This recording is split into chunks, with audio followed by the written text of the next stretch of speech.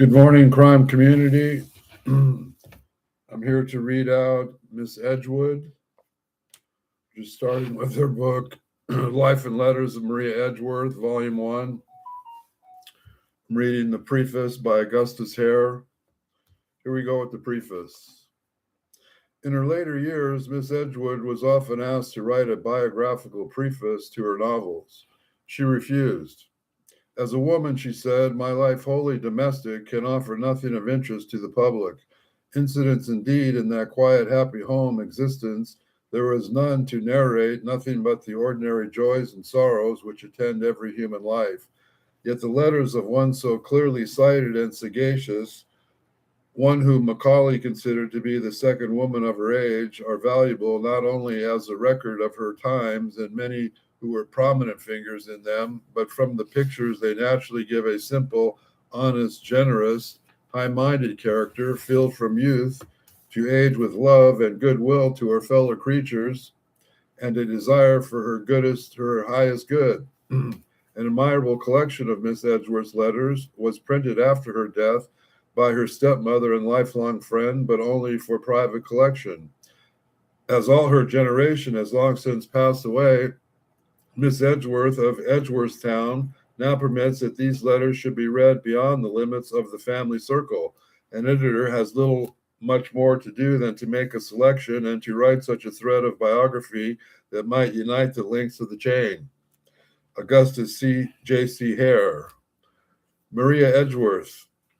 In the flats of the fearless country of Longford stands the large and handsome but unpretentious house of Edgeworthstown. The scenery here has few natural attractions, but the loving care of several generations has gradually beautified the surroundings of the house, and a few homes who were more valued or more center around which a large family circle has gathered an unusual sympathy and love. In his memoirs, Mr. Edgeworth tells us how his family, which had given him a name to Edgeworth, now Edgware, near London, came to settle in Ireland more than 300 years ago.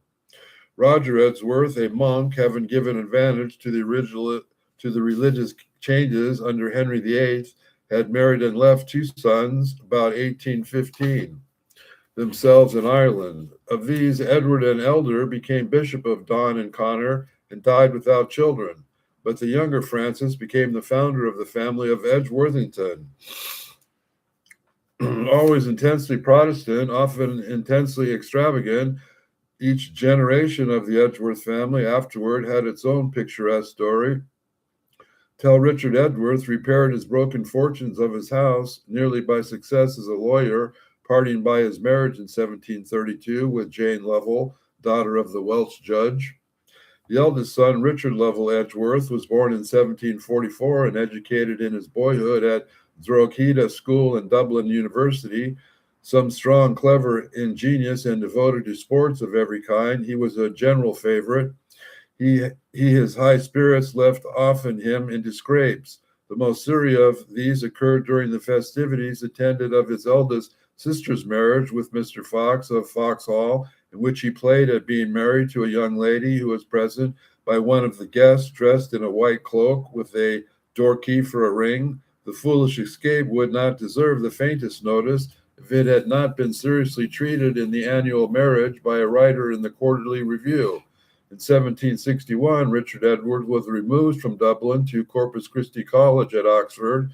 There he arrived regretting the gaieties of Dublin and anxious to make the most of any little excitements of which his new life could offer. Amongst the introductions he brought with him was one to Mr. Pearl Ehlers, who himself, as German extraction, has made a romantic marriage with Miss Huntingford and Harris of Black Burton of Oxfordshire. Miss Elders honorably warned Mr. Edgeworth, who was an old friend of his, that he had 4 daughters who were very pretty, and that his friend had better be careful, as their smallest fortunes would scarcely fit one of them to be the wife of his son. But the elder Mr. Edgeworth took no notice. Richard was constantly at Black Burton, and in 1763, being then only 19, he fled with Miss Anna Maria Ehlers to Gretna Green, where they were married. Great as was Miss Edgeworth's displeasure, he wisely, as afterwards, had the young couple remarried by license. The union turned out unhappily as soon as the inconveniences of the early and hasty marriage, wrote the bridegroom. But through I heartily repented my folly, I determined to bear with firmness and temper the evil which I had brought upon myself. His eldest child, Richard, was born before he was 20.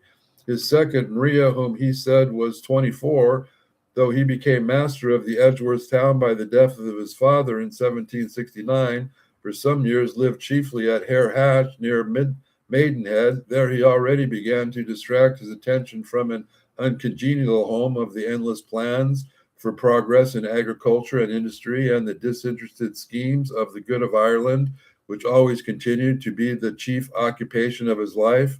It was his inventive genius that led to his paying a long visit to Lichfield to see Mr. Darwin.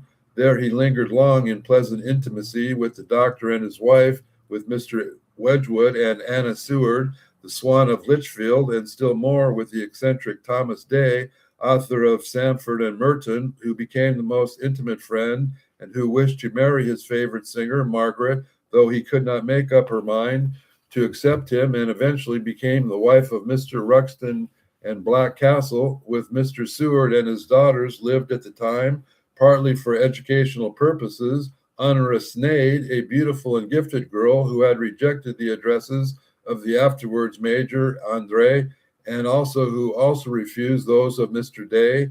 The Honora Sneyd, wrote Mr. Edgeworth, I saw for the first time in my life a woman that equaled the picture of perfection existing in my imagination. And then my not being happy at home exposed me to the danger of being too happy elsewhere. When he began to feel as if the sunshine of his life emanated from his friendship with Miss Sneyd, he was certain flight for the only safety. So leaving Miss Edgeworth and her little girls with her mother, he made his escape to France, and only taking with him his boy, whom he determined to educate according to the system of Rousseau. Then for 2 years he remained at Lyons, employing his inventive and mechanical powers of building bridges. Meantime, the early childhood of Maria Edgeworth, who was born in January 1st, 1767, in the house of her grandmother, Mr. Elders at Blackburton, who spent almost entirely with relations in Oxfordshire or with her maternal great aunts, and Mrs. Blake in Great Russell Street in London. It was in their house that her neglected and unloved mother, always a kind and excellent, though a very sad woman, died after her confinement of a third daughter, Anna, in 1773. Of hearing of what he considered to be his release, Mr. Edgeworth hurried back at once to England, and before 4 months were over, he was married to Miss Honora Sneyd, who assessed to so hasty a marriage would scarcely prepare those who were unacquainted for her with her noble, simple, and faithful ways, in which she ever fulfilled the duties of a wife and stepmother. The son of the first marriage, Richard Edgeworth, sent by his own choice to sea, but the 3 little girls, Maria, Emmeline, and Anna, returned with their father and stepmother to Edgeworth Town, where they had a childhood of unclouded happiness. In 1775, Maria Edgeworth, being then 8 years old, was sent to the school at Derby, kept by Miss Latafiere, to whom she always felt much indebted through her stepmother, then in very failing health, continued to take part in her education by letter. Miss Honora Edgeworth to Maria, Bredington near Chiffenhall in 1779. I have received your letter, and I thank you for it, though I assure you I did not accept it.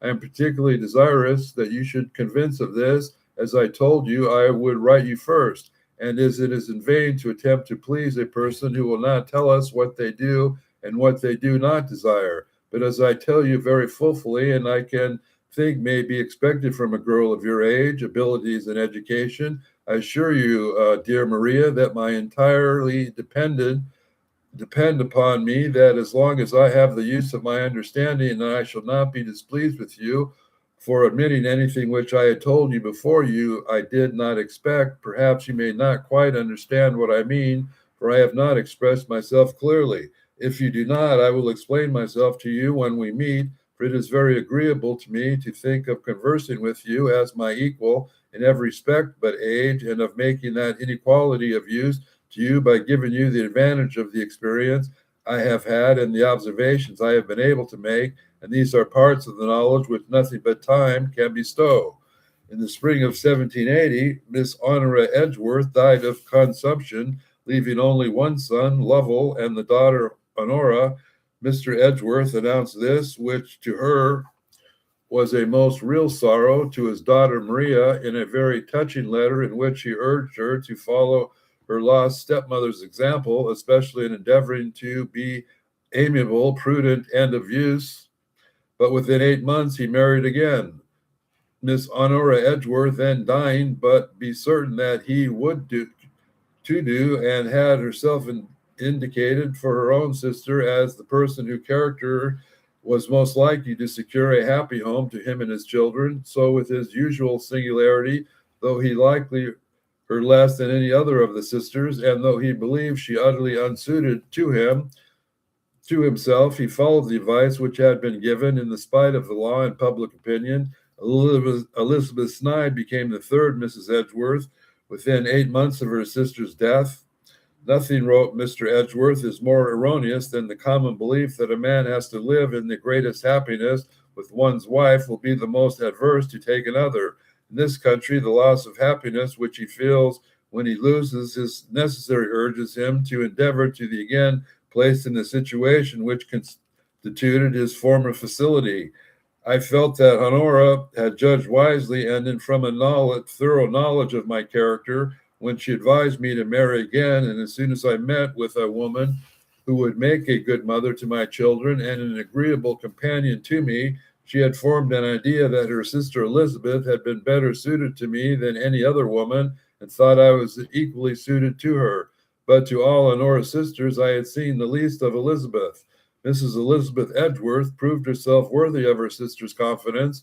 She was soon adored by her stepchildren, and her conduct to them, while in all respects maternal. Maria at this time was removed from Bath to the school of Mrs. Davis in Upper Wimpole Street, London, where she had excellent masters.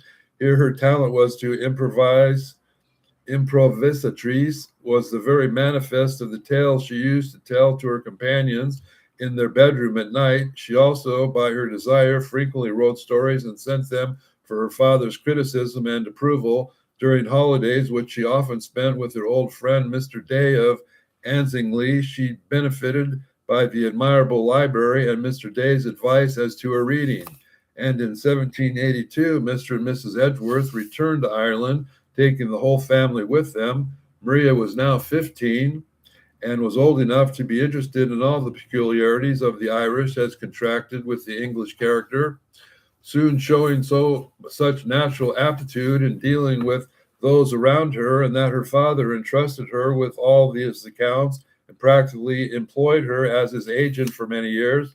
Thus she obtained an insight into the lives and characters of her humbler neighbors, which was an inestimable value to her. When afterwards, writing her sketches of Irish life, she already began to plan many stories, most of which were never finished, but Mr. Edgeworth discouraged this.